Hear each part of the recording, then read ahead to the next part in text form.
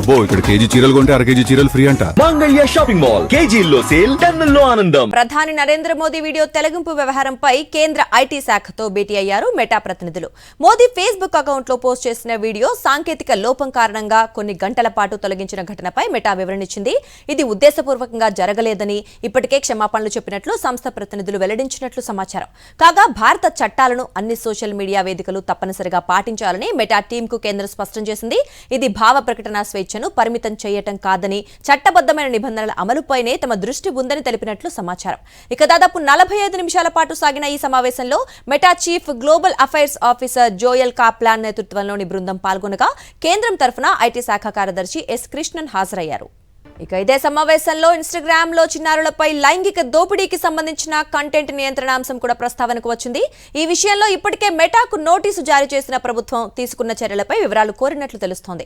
అయితే తమ వేదికల్లో కఠినమైన కంటెంట్ మోడరేషన్ విధానాలు, ఫ్యాక్ట్ చెకింగ్ వ్యవస్థలు అమల్లో ఉన్నాయని, తమ ప్లాట్ఫామ్ల దుర్వినియోగాన్ని సంస్థ ఉద్దేశపూర్వకంగా అనుమతించదని మెటా ప్రతినిధులు ప్రభుత్వానికి వివరించినట్లుగా తెలుస్తోంది.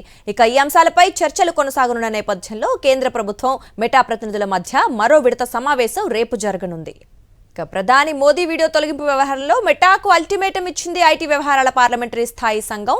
3 రోజుల్లోగా మెటా అధినేత మార్క్ జుకర్బర్గ్ క్షమాపణలు చెప్పి బాధ్యులైన సిబ్బందిపై చర్యలు తీసుకోవాలని డిమాండ్ చేసింది.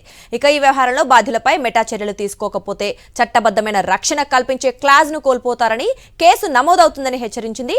140 కోట్ల మంది భారతీయులకు ప్రతినిధి అయిన ప్రధాని మోదీ షేర్ చేసిన వీడియోను తొలగించడం ప్రజాస్వామ్యంపై దాడి లాంటిదేనని పార్లమెంటు ప్యానెల్ పేర్కొంది. కాగా సేఫ్ హార్బర్ ప్రొటెక్షన్ క్లాజ్ ను తొలగిస్తే సోషల్ మీడియా ప్లాట్ఫామ్ కు చెందిన అధికారులపై నేరుగా కేసు నమోదు చేయడానికి అవకాశం లభిస్తుంది.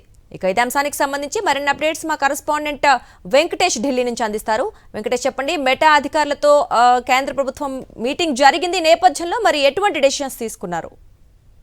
మెటా అధినేత జుకర్బర్గ్ క్షమాపణ చెప్పకపోతే ఖచ్చితంగా 3 రోజుల్లోగా దీనిపైన సేఫ్ హార్బర్ అనేటువంటి ప్రొటెక్షన్ ను తొలగిస్తామని కేంద్రం స్పష్టం చేసింది. సో ఈ సేఫ్ హార్బర్ ప్రొటెక్షన్ కనుక తొలగిస్తే నేరుగా మెటా పైన పోలీసులు ఎఫ్ఐఆర్ నమోదు చేసుకునేటువంటి అవకాశం ఏర్పడుతుంది. కాబట్టి ఇందుకు 3 రోజుల సమయం ఇచ్చారు. సో జుకర్బర్గ్ కనుక 3 రోజుల్లో బేషరతుగా క్షమాపణ చెప్పకపోతే కేంద్ర ప్రభుత్వం ఆ దిశగా చర్యలు తీసుకునే అవకాశం ఉంది. ఈ మేరకు పార్లమెంటరీ స్టాండింగ్ కమిటీ కేంద్ర ఐటీ శాఖకు, కేంద్ర హోంశాఖకు ఈ మేరకు ఉత్తర్వు కూడా, ఆదేశాలు కూడా ఇచ్చేటువంటి అవకాశం మనకు కనబడుతుంది. సో మొత్తానికి ప్రధానంగా కాక్రోచ్ జనతా పార్టీ నిరసనల సమయంలో ప్రధానమంత్రి నరేంద్ర మోడీ ఒక వీడియో పోస్ట్ చేశారు, కానీ ఆ వీడియోను తొలగించారు. సో ఖచ్చితంగా ఈ వీడియో తొలగించడం అనేది చాలా దురుద్దేశపూర్వకంగా చేసినటువంటి ఘటన. కాబట్టి ఇది కేవలం టెక్నికల్ ఫెయిల్యూర్ కాదు, ఇది దురుద్దేశపూర్వకంగానే చేశారని కేంద్ర ప్రభుత్వం భావిస్తుంది. సో ఆ నేపథ్యంలోనే ఈ అంశం పైన జుకర్బర్గ్ క్షమాపణ చెప్పాలనేటువంటి డిమాండ్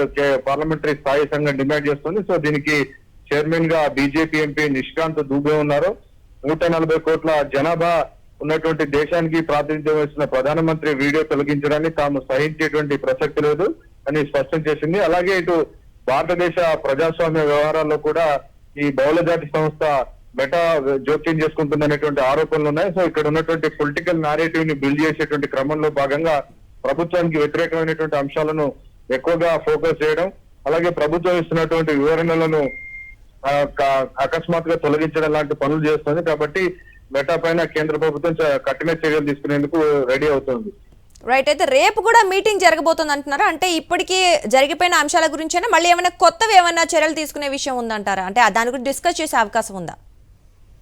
అంటే ప్రధానంగా మెటాను దారికి తీసుకురావడానికి కేంద్ర ప్రభుత్వం ప్రయత్నిస్తుంది. కేవలం ప్రతినిధులు, అధికారులు, ఉద్యోగులు వచ్చి సారీ చెప్తే సరిపోదు.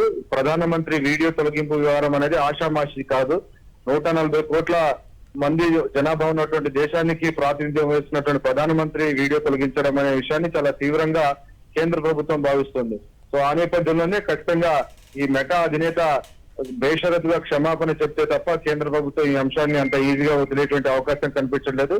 అలాగే మెటాకు సంబంధించినటువంటి ఇన్స్టాగ్రామ్ కానీ ఇతర ప్లాట్ఫామ్స్ లో చిన్నారులకు సంబంధించినటువంటి లైంగిక పోర్నోగ్రఫీకి సంబంధించినటువంటి వీడియోస్, అలాగే ఇటువంటి అబ్యూజివ్ కంటెంట్ కూడా పెద్ద ఎత్తున ప్రచారం జరుగుతుందని కేంద్ర ప్రభుత్వం దృష్టికి వచ్చింది. దీనిపైన అనేక ఫిర్యాదులు వచ్చాయి. సో ఈ మెటా ప్లాట్ఫామ్ అనేది ఇలా అబ్యూజ్ చేయడానికి, చైల్డ్ పోర్నోగ్రఫీకి సంబంధించినటువంటి వీడియోస్ కూడా సర్క్యులేట్ చేస్తున్నారు. కాబట్టి ఈ అంశాన్ని కూడా కేంద్ర ప్రభుత్వం చాలా తీవ్రంగా పరిగణించింది.